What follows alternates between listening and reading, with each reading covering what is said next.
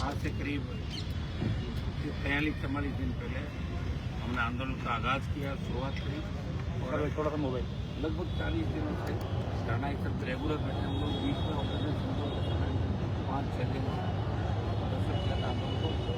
जैसा ही भर्ती को लीक चाहिए, जैसा ही भर्ती को रद्द कराना, पेपर लीक जो माफिया है पेपर लीक कराना, उनको सलाखों को पीछे डलवाना, जितनी भी भर्तियाँ जो संदेह के घेरे में उनकी जाँच, लीड लेवल पर सीबीआई जाँच और राजनीतिक पुनर्गठन को लेकर ये बड़ा आंदोलन राष्ट्रीय लोक तांत्रिक पार्टी ने संघर्ष समिति के साथ किया। और इस आंदोलन के दौरान हम रात को भी आप देखो 11-12 बजे तक बैठे हैं। धन्यवाद दूंगा आरती परिवार तमाम नौजवानों का कि आप मेरे लड़ाई कर रहे हैं। और इस गर्मी के अंदर एक बड़ा गिरफ्तारी का कार्यक्रम था जिसमें कुछ जवानों ने जेल यात्रा की, गिरफ्तारी की। और 25 मई को जो युवा अप्रोच रैली थी उसमें 1 लाख से भी ज़्यादा संख्या वहाँ के नौजवानों ने इसमें संदेश दिया। अब राजस्थान का नौजवान चुप नहीं बैठेगा। भजनलाल जी, अब आपको भर्तियाँ रद्द करनी होगी। जो कमिटमेंट आपने चुनाव से पहले किए थे, आपके नेताओं ने बड़े पोस्टर होर्डिंग लगाए थे ऊँचे हाथ करके, अब वो वक्त आ गया कि आपकी कथनी और करने से जानते हैं। जो आपने कहा है वो कर दिखाएं। आखिर कौन सी मजबूरी है जिसकी वजह से भजनलाल सरकार पेपर लीक के गुनहगारों को पकड़ नहीं रही, बड़े मगरमच्छ नहीं पकड़े, ऐसा ही भर्ती रद्द नहीं करी और आप इसका पुनर्गठन नहीं। मैं उन तमाम नेताओं से पूछना चाहता हूँ जो बड़े बड़े डीले आंकते थे, कभी तो मानेसर गए थे अपनी पार्टी के खिलाफ, कभी अजमेर गए थे, वो नेता जो यहाँ ले जाकर बैठ गए, इनको बीच बाजार में छोड़ के चले गए, उनको भी पूछना चाहता हूँ सत्ता का अगर इतना ही मोह है तो इन बच्चों को गलत क्यों बिठाया। मैं लगातार इनके साथ हूँ और सरकार ने हमें आश्वासन दिया था 25 तारीख जब आक्रोश रैली थी कि भाई हम इस मामले में जल्दी कुछ फैसला लेंगे और हम अब अगला कदम हमारा क्या होगा। 3-4 रास्ते हमारे पास है। तो दिल्ली कूच का जंतर मंतर पे, रेलवे ट्रैक, हाईवे, या इसको और बड़ा रूप कैसे दे सकते हैं। एक बार सरकार ये नहीं सोचेंगे हमने उस दिन लॉ एंड ऑर्डर नहीं बिगड़ने दिया और चुपचाप चले गए, इसका मतलब ये नहीं कि हम रुक गए। ये आंदोलन और तेज होगा और सरकार की नींद से बजा देंगे। अब राजस्थान का नौजवान किसी पार्टी के बहकाव में नहीं आएगा।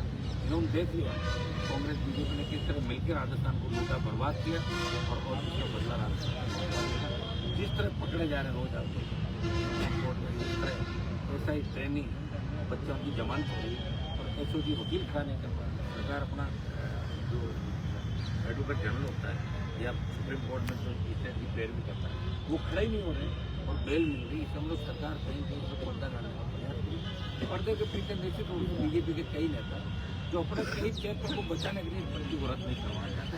तो पहले तो ये कहते भर्ती रद्द हो और अब अपने बयानों से बदल के तो उन नेताओं पर भी उंगली उठ रही है कि आखिर अब क्या हो गया कि आप भर्ती रद्द कराने के पक्ष में नहीं हो। आप कहो साहब कुछ निर्दोष हो, वो तो हमेशा ही होता है। हमेशा ही निर्दोष तो तकलीफ में राय संख्या ज़्यादा हो जाती है। सुप्रीम कोर्ट नहीं कहता 30 से 40-45% अगर भर्ती बढ़ाओ तो भर्ती को रद्द करो।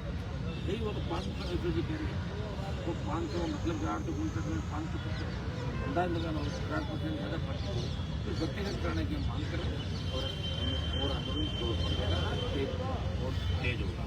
बाबा को इनवाइट देने को लेकर बाबा ने ये पलटवार किया है कि मैं पार्टी के प्रति निष्ठावान हूँ, पहले पार्टी से निकाला जा चुका हूँ, लेकिन अब मैं सत्ता के और कुर्सी के लिए किसी के साथ नहीं मिलूंगा। क्या आपने बाबा को इनवाइट किया था रैली में आने को लेकर, पलटवार किया। बाबा ने कहा कि मैं पार्टी के प्रति निष्ठावान हूँ, पहले निकाला जा चुका हूँ, लेकिन मैं सत्ता और कुर्सी के लिए किसी से समझौता नहीं करूँगा। यहाँ कौन है सत्ता कुर्सी कौन दे रहा हो? यहाँ आप भी जाए तो कौन से कुर्सी कौन दे रहा हो?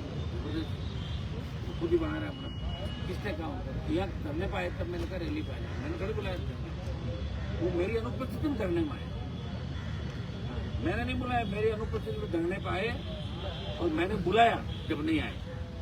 तो यही संदेश देना चाहिए चाहते थे कि क्या पता भर्ती रद्द हो जाए तो कहीं मैं पीछे नहीं रह जाऊँ क्रेडिट में, हनुमान को अकेले को नहीं मिल जाए। इसलिए मैं कह रहा हूँ मैं आया था धरने पर, उसका उनके 1-2 समर्थक यहाँ होंगे कोई कहते बाबा जी आप आ जाओ, हनुमान जी नहीं तो फोटो गिरा के चले जाओ। क्या उसमें चीज मास्टर डॉक्टर साहब की तरफ से वो तो हमसे सीनियर है ना 25 साल भाई, उन तो काम ही किया जीवन भर।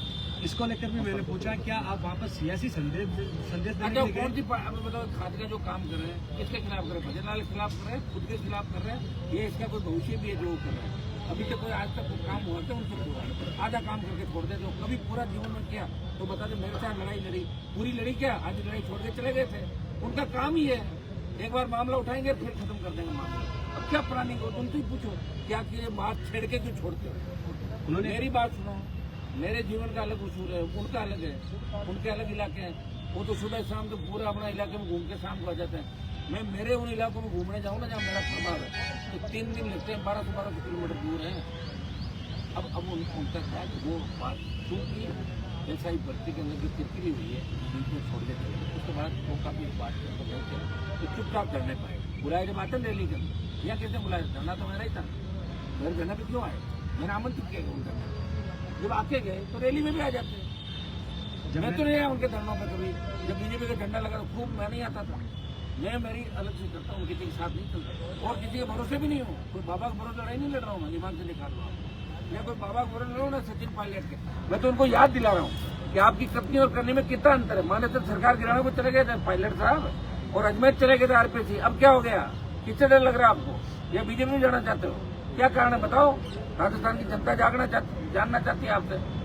गुर्जर समाज हमारा भोला राजस्थान का, इसलिए यहाँ के मजबूत नेता तैयार नहीं कर सके या आपको झेल रहे हैं बात चाहे बात।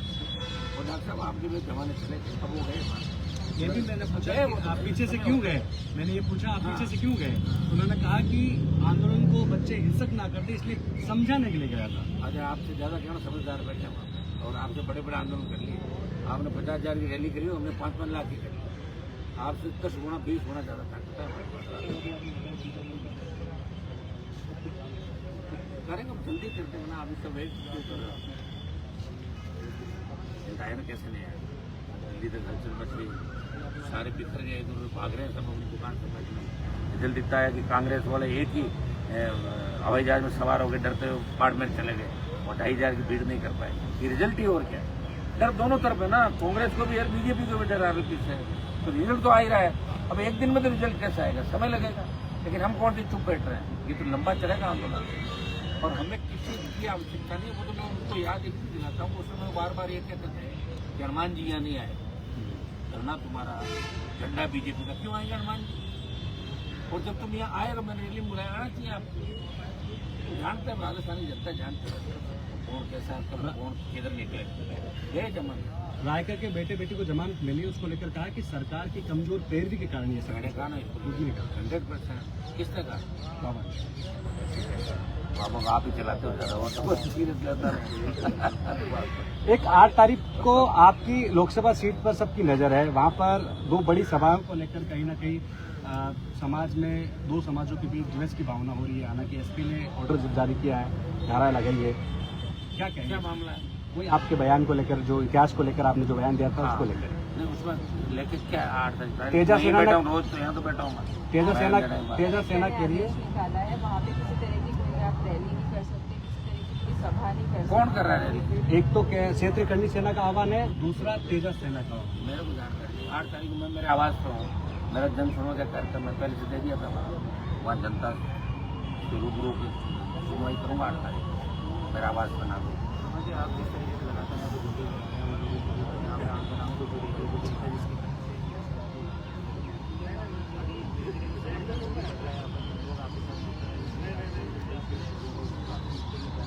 भर्ती रद्द नहीं हुई तो भजनलाल जी चले जाएंगे।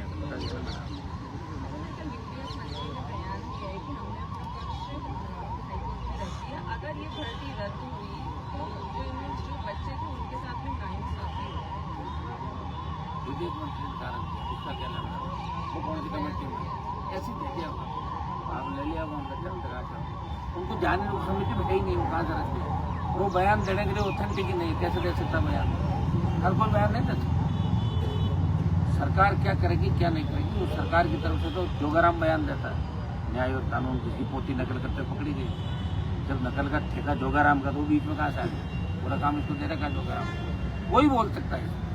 और इनके बोलने से क्या हो जाएगा साहब, अब नहीं चलेगा मामला। तो दिल्ली जिस दिन कूच हो गया भजनलाल जी के पता ही नहीं चला कहाँ गए भजनलाल। कूच छोटे थोड़े में 1 लाख की तादाद में होगा कूच दिल्ली की, हिल जाएगा सारा दिल्ली का सिस्टम। पहले भी हमने हिला दिया था दिल्ली में, फिर हिला देंगे। इसमें तो जीत करा के मानेंगे, हमें किसी की आवश्यकता नहीं किसी नेता की। और हमारी नजर में राजस्थान में कोई नेता है नहीं, ज्यादातर दलाल बचे हैं, नेता भाग्य छोड़ के मैदान। हनुमान बेनीवाल जिंदाबाद।